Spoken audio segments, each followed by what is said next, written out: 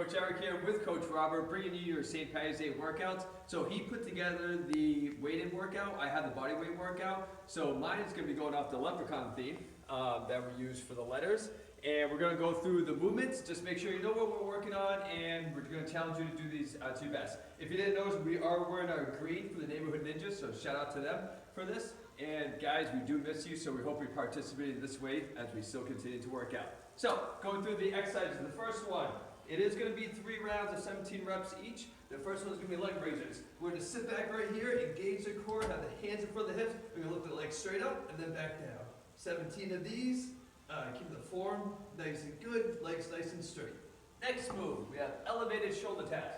Find yourself a chair, the couch, anything, a coffee table to put your feet up on. You're going to go up into a nice plank, which means your hips are in line with your ankles and your shoulders. And from here, you're going to touch your shoulder, touch your shoulder. For all these exercises, we're going to do 17 reps per side. So it's going to be 17 shoulder touches. Nice tight core the whole time.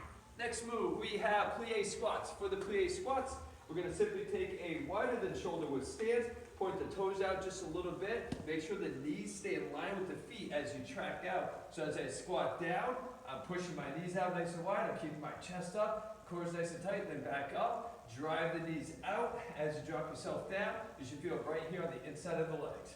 17 of those. Then we have Russian twists. Take a seat right down. You can float your feet above the ground. We're going to have the core nice and tight and the back nice and straight. We don't want to have any slouching going this way. So nice and straight from here as we rotate one side and then rotate to the other. 17 on each side. Next move we have eccentric push-up. So eccentric just means lowering yourself into the move. So from here, take a 2 or 3 count down as we lower ourselves. 2, 3, and then push back up nice and strong. If you need it, modification for these, just like regular push-up, drop down to knees, but make sure you keep your hips in line with your shoulders and your knees so that body's nice and straight as you drive back up. Next move we have crunches. On your backs, like so, hand behind the head. For these also, let's float off the ground. When you do the crunches, keep the elbows out here and pull the shoulders to the ceiling. What you don't want to do is you don't want to yank on the neck. You want to have this open like so, pull the shoulders to the ceiling, and then back down. Nice tight crunch, back down the whole time, keeping the neck nice and relaxed. Next move, we have hip thrusters on the wall. So, to add a little bit more, we're going to take a seated squat against the wall like so. For this one, make sure you're at knee height here, or even a little bit lower is going to be better. Then from here, you're going to drive the hips up, squeeze the glutes, the butt, then sit right back down. Drive up, squeeze down, drive up, as you're squeezing, and continue for those. Next, we have alternating lunges for the A. So alternating lunges, a couple different versions.